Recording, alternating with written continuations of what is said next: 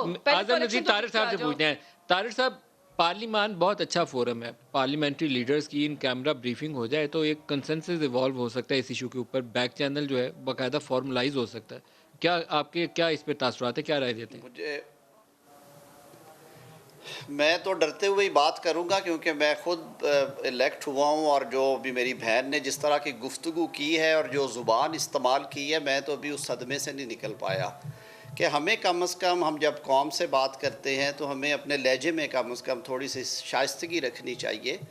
और मैं बड़े अदब से ये कहूँगा कि ये फ़ोरम, सबसे अच्छा फ़ोरम जो है वो पार्लिमान है, इसलिए कि इस तरह के जो इश्यूज़ हैं एक जमहूरी मुल्क में जिसमें पार्लिमानी निज़ाम आईन पाकिस्तान देता है, और जो मदर ऑफ़ इंस्टीट्यूशंस है हम उसे पार्लियामेंट का नाम देते हैं, अगर इस तरह के संजीदा इश्यूज़ और जो सबसे sensitive national security related issues हैं वो पार्लिमान में और उसकी कमेटीज़ में डिस्कस नहीं होंगे, और अगर वो यूएई में या तीसरी जगह पे जाके होंगे और आवाम को एतमाद में नहीं लिया जाएगा, तो फिर ये बातें ज़रूर होंगी, ये उंगलियां ज़रूर उठेंगी। देखिए, बैक चैनल डिप्लोमेसी एक अपनी जगह पे होती है, लेकिन फ़ॉरेन पॉलिसी के कुछ एक ख़ास जहत होती है। मसला कश्मीर कभी भी हमने बैक बर्नर पे नहीं रखा।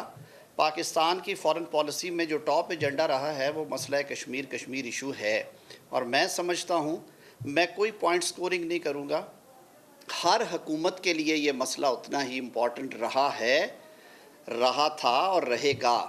इसलिए ऐसे सेंसिटिव इशू में जब आप इसको बैक चैनल पे लेके जाएंगे और इसको शेयर नहीं करेंगे, और जो अप्रोप्रिएट फोरम है पार्लिमान का उस पर नहीं लेके आएंगे, तो फिर उस पर ज़रूर उंगलियां उठेंगी। और फिर पिछले 1.5-2 साल में जो जिस तरह ब्रॉडर से एक अंडरस्टैंडिंग है वो तो आमतौर पर बैक चैनल के जरिए आएगी, लेकिन उसको बाद इसको पार्लियामेंट्री लीडर्स को ऑन बोर्ड लिया जाना चाहिए ताकि मसला आगे बढ़ सके। आपकी पेशरफ्त पार्लियामेंट के इजलास के अंदर मैं बहस के इसीलिए नतीजे मैंने में तो बाद मैंने में आएगी। पहले आपको बिगर पॉइंट्स जो 3-4-6 नुकते हैं ना उसके ऊपर एक कंसेंसस इवॉल्व करना पड़ेगा दोनों मुल्कों को। वो इसी तरह ही होता है, नदीम एक्सपर्ट और भाई, ऑफिशियल्स बैठते हैं। मैंने इसीलिए कमेटीज़ की भी बात की है। कश्मीर कमेटी हमारी इसीलिए बनाई गई है पार्लियामेंट में, नेशनल असम्बली में, सेनेट में कमेटी है पार्लियामेंट्री इसी लीडर्स की हवाले से। ब्रीफिंग होनी चाहिए, ये सिर्फ सारी कश्मीर चीज़ कमेटी नहीं, तमाम पार्लियामेंट्री जी लीडर्स की इन बिल्कुल कैमरा होनी के चाहिए, इजलास उनको हो, एतमाद में लेना उनकी चाहिए, ब्रीफिंग उनको होनी चाहिए। एतमाद में लेना चाहिए। और यही जमहूरी जो तर्ज हुकूमत है उसकी ये बुनियादी रूह है कि आप इलेक्टेड अच्छा, अभी रिप्रेजेंटेटिव्स को ऑन जरताज बोर्ड ने एक रखते बड़ी हैं, अहम बात कही उनको है, मैं एतमाद में चाहूंगा उसके लेकर। ऊपर आप जवाब दें। वो कल केस लगा हुआ है आपका, अदालतों से फैसले कुछ भी आ सकते हैं, अदालत को जो मुनासिब लगेगा। फ़ाइज़ ईसा वाले मामले के अंदर बहुत से लोगों ने बहुत क्यासराइयाँ की। फ़ाइज़ ईसा का फ़ैसला बड़ा ताकतवर किस्म का फ़ैसला है और उनके हक़ में चला गया, हुकूमत को शिकस्त होगी, प्रेसिडेंशियल रेफरेंस फारिग हो गया। अब नवाज शरीफ को जज साहब ने सज़ा सुनाई हुई है, मरियम की सज़ा लगी हुई है, अपीलें चल रही हैं, कल क्या होगा कोर्ट के अंदर, कुछ उसका तो बताइए। देखिए मलक साहब, पहले तो मैं काजी फ़ाइज़ ईसा साहब के फ़ैसले को बड़ा खुशाइंद करार देता हूँ, और मैं नहीं, टाइम समझता हूँ निकल कि जाएगा, ये सीधा नवाज ना शरीफ केस सिर्फ पे आ हक़ जाए। की जीत है।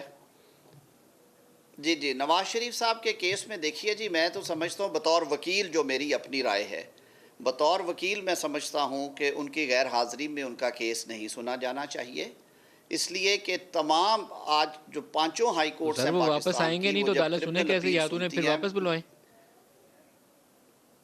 नहीं जी, वापस जब वो उनको अदालती हुक्म के ताबे वो गए हुए हैं, उनकी रिपोर्ट सबमिट हो रही हैं, अदालत के पास इख्तियार है उन्हें वापस बुलवाने का, वो सारा तरीक़ाकार। लेकिन उनकी एब्सेंस में अगर केस सुना जाएगा तो उस पर बड़ी उंगलियां उठेंगी, इसलिए कि जो एक इंटरिम ऑर्डर पास किया गया कि उनको राइट ऑफ ऑडियंस नहीं है, और हम देखते हैं कि नैब को सुन के ही कर दिया जाए। नैब की ये ख्वाहिश है कि सिर्फ उन्हें सुन के केस का फ़ैसला कर दिया जाए।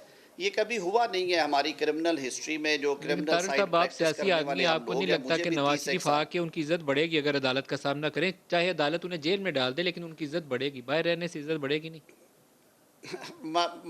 मलक साहब, कई चीज़ें परसेप्शन पे सारी बेस्ड होती हैं और फिर उसका नतीजा भी निकलता है। अरशद मलिक की अगर वीडियो सामने ना आई होती, अल्लाह ताला उन्हें गरीक़ रहमत करे, और फिर एक ख़ास किस्म के केसेस में एक ख़ास तरह की जजमेंट्स जो है, मैं इसीलिए कहता हूँ कि मैं हिस्सा हूँ इस जुडिशल सिस्टम का। मुझे ये 28वां साल है प्रोफेशन में। ये अनफॉर्चुनेटली हमारी ये बदकिस्मती रही है कि सियासी मुकदमात को अदालतें थोड़े से और रुख के साथ देखती आई हैं हिस्ट्री में, और ये पहली दफ़ा नहीं हो रहा। اسی میاں نواز شریف کو طیارہ ہائی جیکر بنا دیا گیا تھا اور عمر قید کی سزا دے دی گئی تھی. محترمہ بے نظیر بھٹو چھوڑ کے چلی گئی تھی، انہوں نے کہا تھا کہ مجھے اعتماد نہیں ہے، اور پھر وہ واپس آئیں اور انہیں انصاف ملا. یہ وقت کی باتیں ہوتی ہیں. میرے لیے تو بڑی تکلیف دہ بات ہے کہ میری عدالتوں کے بارے میں یہ پرسیپشن نہیں آنا چاہیے، لیکن ہسٹوریکلی یہ چیزیں زرتاج صحیح سے بھی ثابت پوچھا ہوئی.